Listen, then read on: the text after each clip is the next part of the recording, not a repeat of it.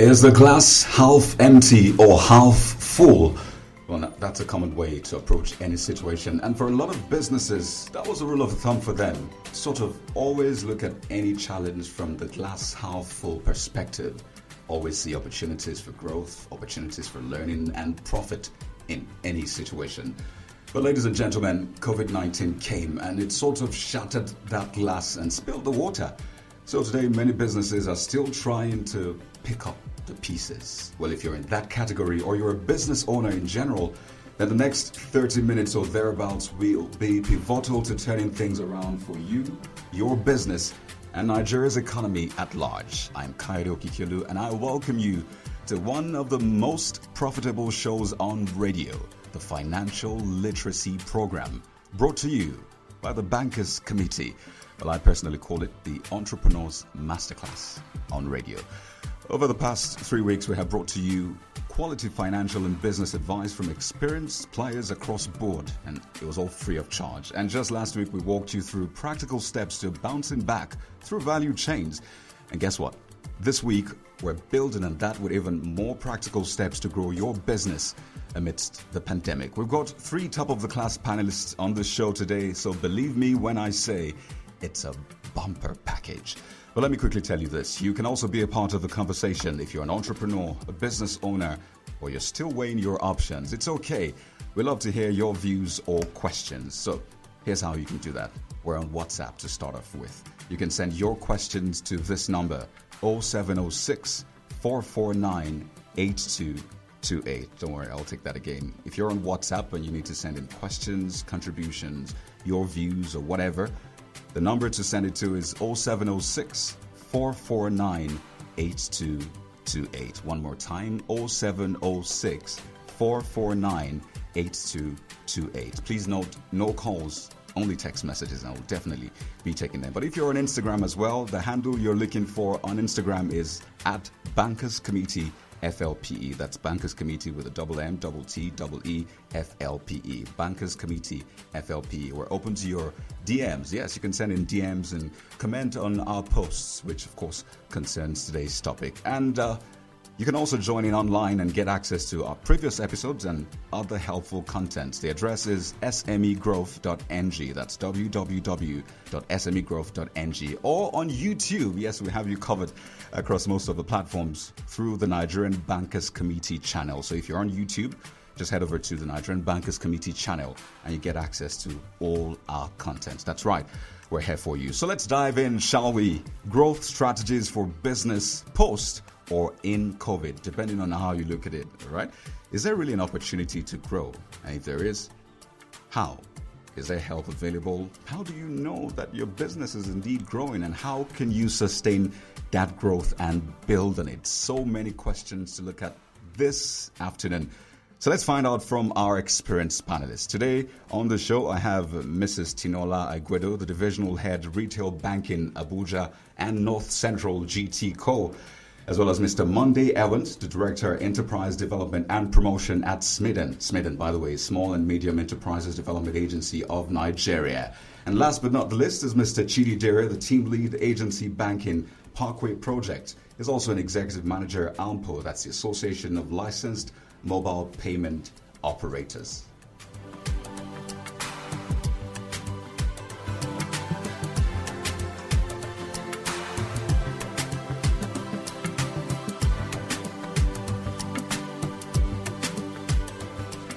So, ladies and gentlemen, thank you so much for joining us on today's show.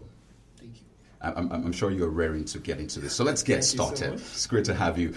And I'd like to begin with Mrs. Aguedo. I mean, I imagine someone listening and saying, why are you guys so confident that there is an opportunity for growth in spite of COVID-19 and all of the disaster it brought? Is there something we know that perhaps businesses should know as well? Let's start it from there.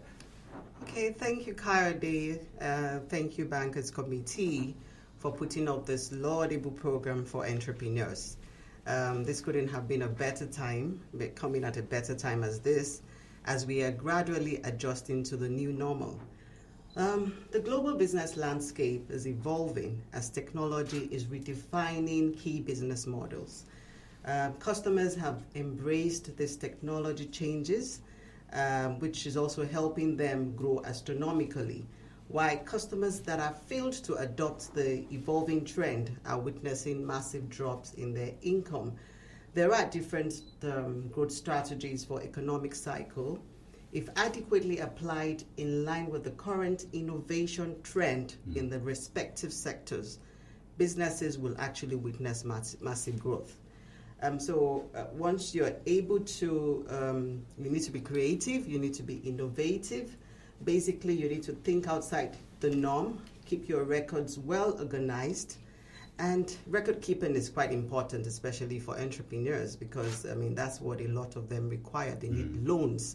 So you need to have a good record keeping to be able to access loans from any financial institution. So clearly growth is possible. Yes, it is. And I think one man who would, also buttress this point is Mr. Owens. You have a broad view of, SMEs, businesses, and you can tell that clearly some have done well even during this COVID-19. So if you could just share from that, that huge data and information you have, just how possible is growth even in the COVID-19 context? Yeah, thank you so much. Like we already know, MSMEs are key to national developments within Nigeria and outside Nigeria. And of course, like all we know, as we know, we have about 41.5 million MSMEs in Nigeria as at the last count. Of course, contributing about 49.78% to nominal GDP, employing about 59.6 million persons, translating to about 76.5% of labor force as at 31st December 2017, and also contributing about 7.64% to export. So MSMEs are very key, and of course, whatever we need to do to support them to grow is what we should be doing. And of course, during COVID and post-COVID, people who were doing traditional things ran into difficulty. Yeah.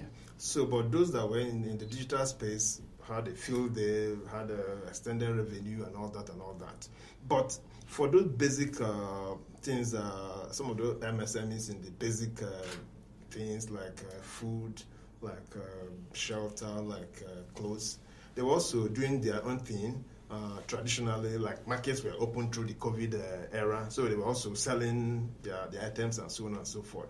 But to go through this post-COVID, you need to adapt to the digital space. That's the only time you can increase your market space, increase your market share. So it's key. It's important to get into the digital space. So digital, essentially. But Mr. Derry, so digital, yes, is important, but there are other ways, there are other routes to growing, right, inside COVID.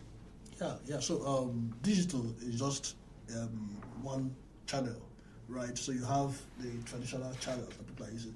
So what works with COVID, post-COVID, is you have a new way customers want to be served, and then you have new people who are moving from traditional way of getting things done to digital space. Right, so you need to take care of those people. So businesses need to position. You must not go completely digital.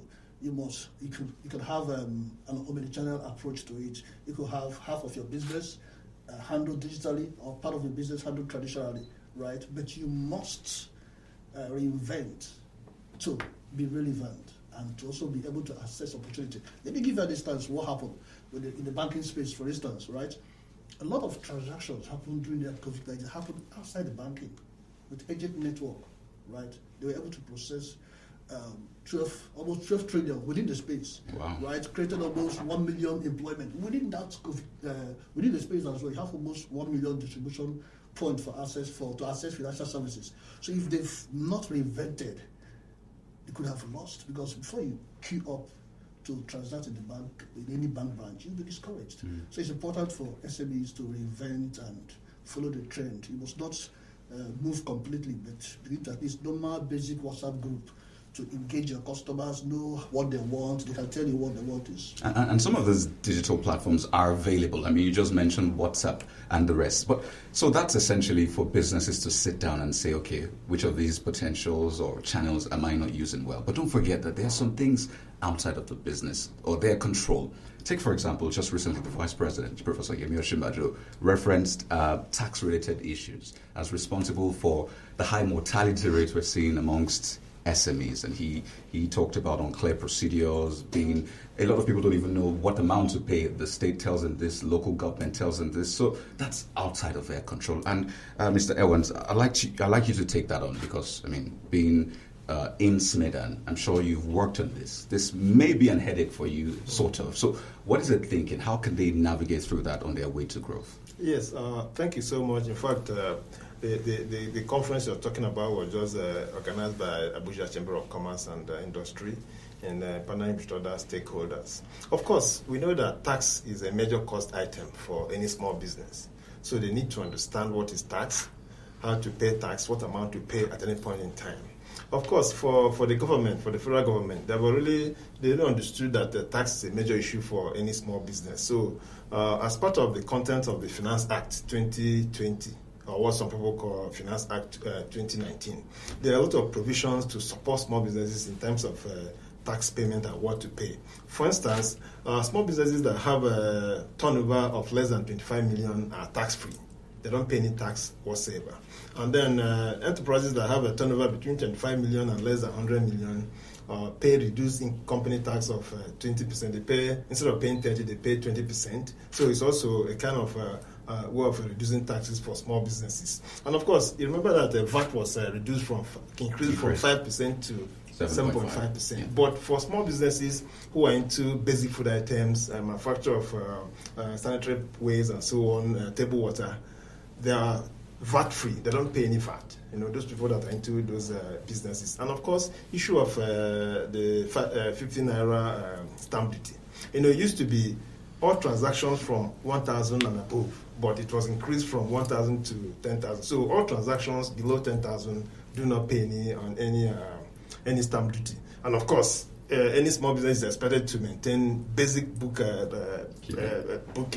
records in order to enjoy this. And of course, for people who earn less than 30,000, they don't pay payee. That's pay as you go. They don't pay. So it's also a way of supporting them. And then, most importantly, for people who use imported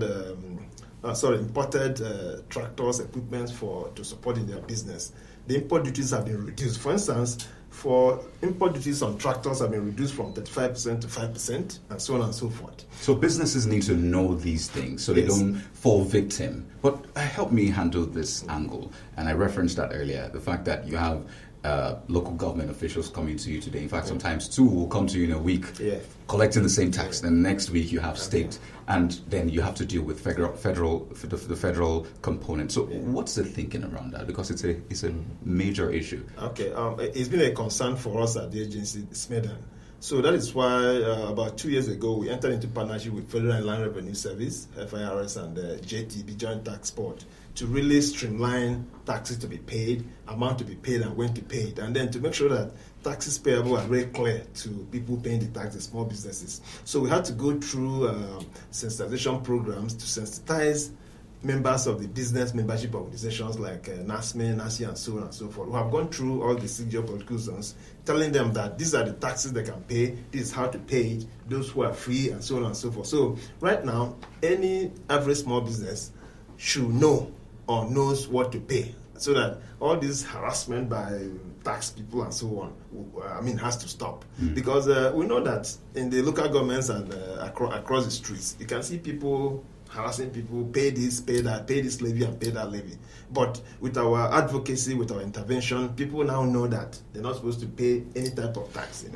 So it's important for the businesses to get that information, get it handy. Okay, we need to go on a quick break, but it's important to touch on issues such as, where can businesses get help from? This is a big journey. So we'll touch on these issues, where they can get help from. How do they know if they're even growing in the first place? That's when we return from this break. Please stay with us.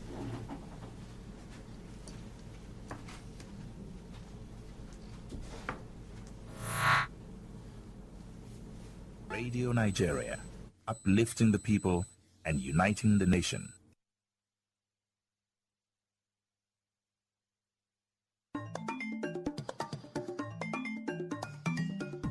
Money and economy, with up-to-date, incisive reports and deeper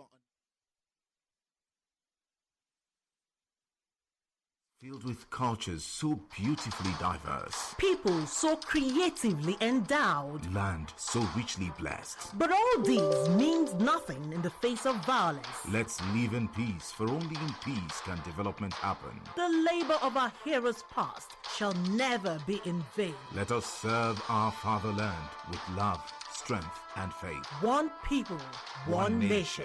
This is a public service announcement from Radio Nigeria.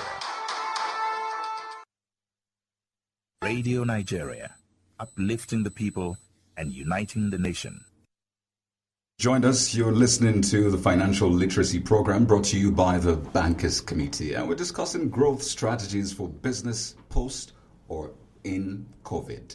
I still have three amazing guests with me in the studio this afternoon. But just quickly, the channels with which you can reach us, send in your questions, comments, and the rest. On WhatsApp, the number is 0706 449 8228. Again, 0706 449 8228. They're here to essentially answer your questions. So if you have any thorny issue that you'd like them to deal with, please send them in. Also, you can message us on Instagram or send your comment at Bankers Committee FLPE. That's Bankers Committee with double M, double T, and double E. FLPE. Also, we're on, we have a website, smegrowth.ng, where you can get access to our previous episodes and other helpful content. And we're on YouTube as well. We're sort of all round, all right? So, ladies and gentlemen, thank you for your patience. I still have Mrs. Aguedo, and Mr. Owens, and Mr. Dire. Just before we went on that break, we're talking about the challenges, taxes, for example, and I know you have to deal with SMEs from time to time with some of the packages and products you have as one of the DMBs. So what should businesses know regarding some of these challenges and the help available for them? Okay, thank you, Kayode. I'm sure we are all aware that there are assistance from different federal government agencies, just like SMEDAN. You have from the banks, you have CBN. CBN has actually made some intervention funds available for SMEs that you can key into through the banks. So basically all you need to do is just visit any of the banks, show them your proposal, tell them what you're into. If you don't have the required documents, they will put you through on how to package even your proposal, just to be able to access the fund. So the banks are there to help, where we also have internal products that we have put in place just to help SMEs bounce back. And quite a number of SMEs have they've accessed these funds. And over time we can see that they're all doing well. They've bounced back, and so we have quite a number of products in place for SMEs. Oh, brilliant. So help is available. It is available. Okay. Mr. Derry, you operate in a sector that has seen a boom. I mean, this COVID-19 era, pre, post, in COVID, whatever way you want to look at it. And I imagine a lot of people thinking, so what are those sectors that are like, they're like low-hanging fruits that I can get involved in and I can see growth maybe in the shortest possible time. So any insights on that quickly? Yeah, so basically, we have sectors that are quite untapped, right?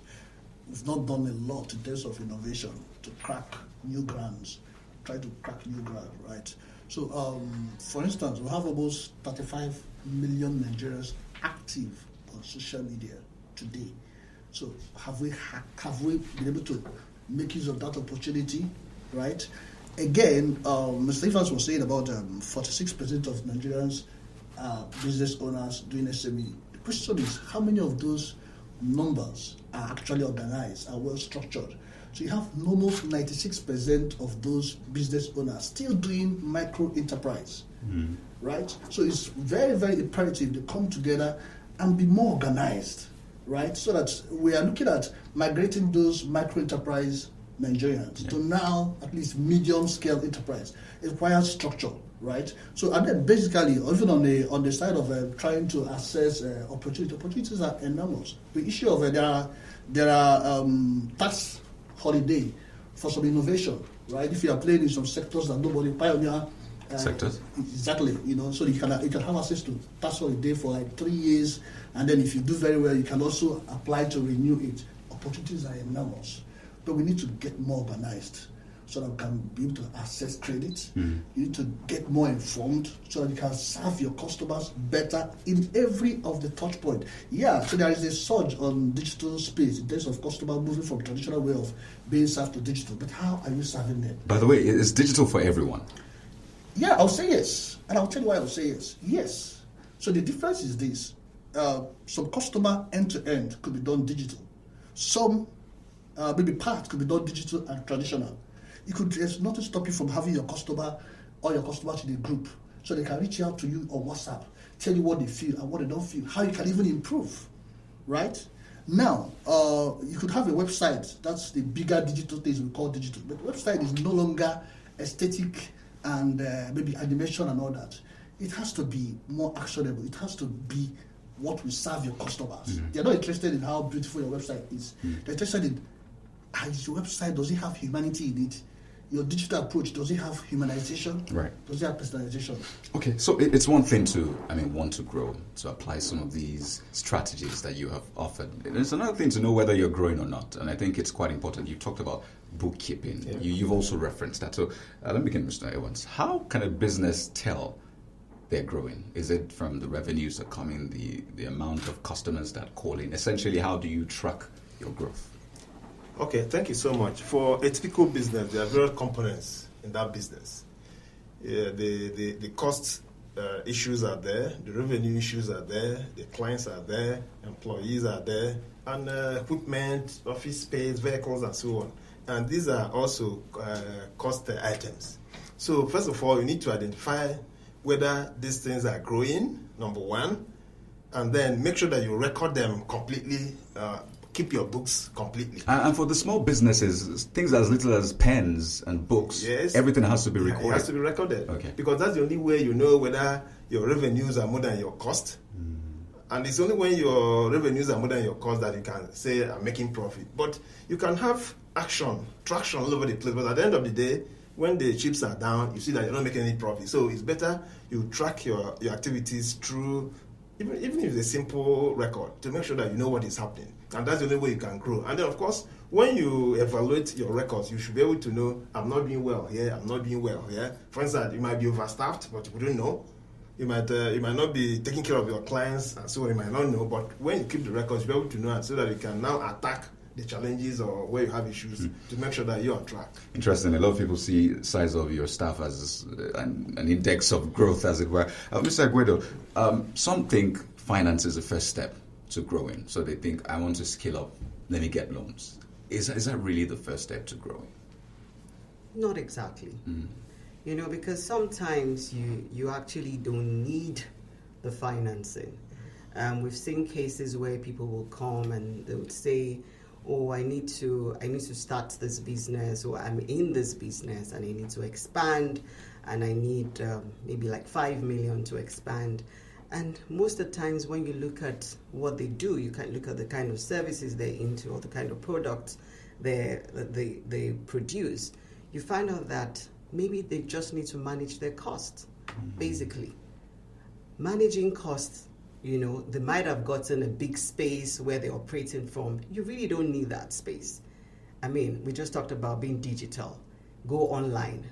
You probably just need to showcase your products on Instagram, on Facebook, and you really don't need the funds to want to go get an extra space or something. You might not even need that space where you are in, and all you just need to do is just have good, cameras, that can take the pictures really of nice your pictures of really your nice products. of your products, and then you go on Instagram, and before you know it, you have so many followers, people are ordering, you're delivering, and then you're able to manage your cost, and then you make money. So really, you really don't need funds like sometimes people think they do, because when you get these loans, you have to pay back.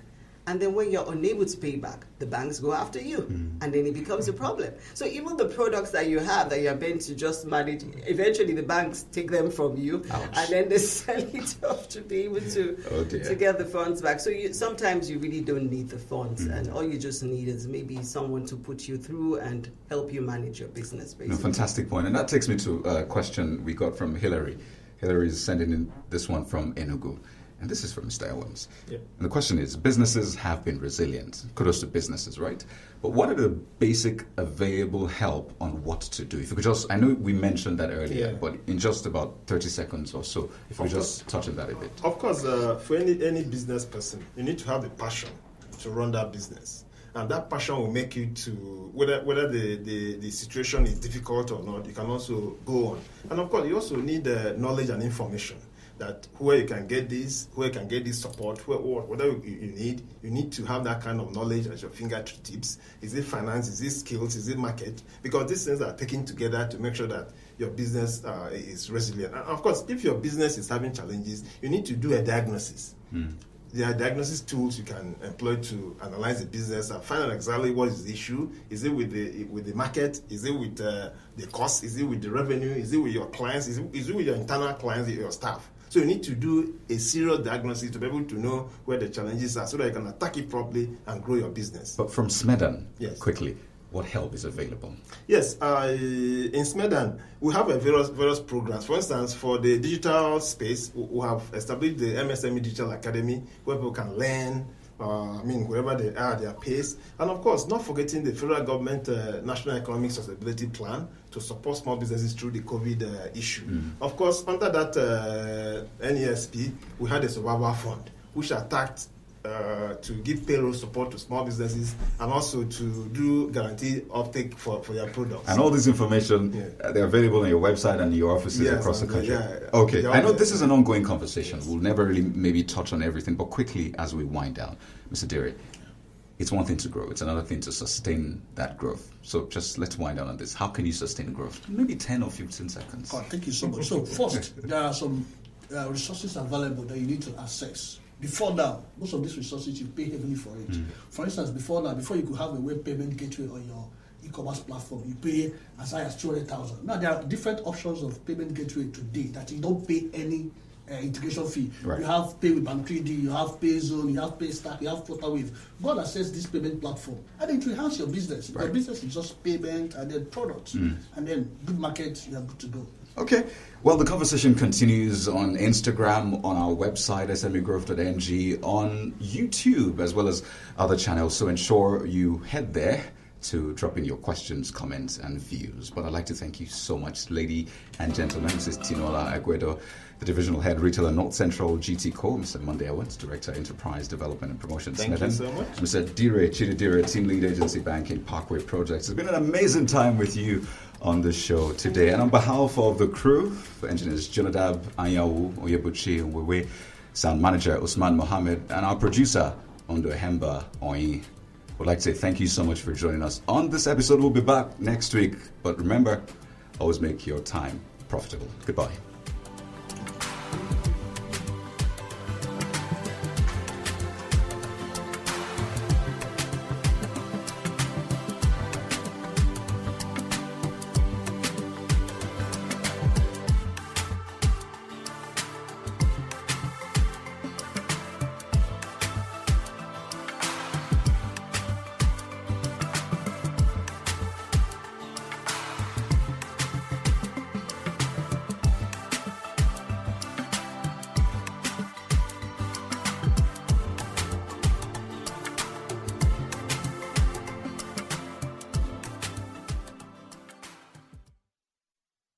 Radio Nigeria, uplifting.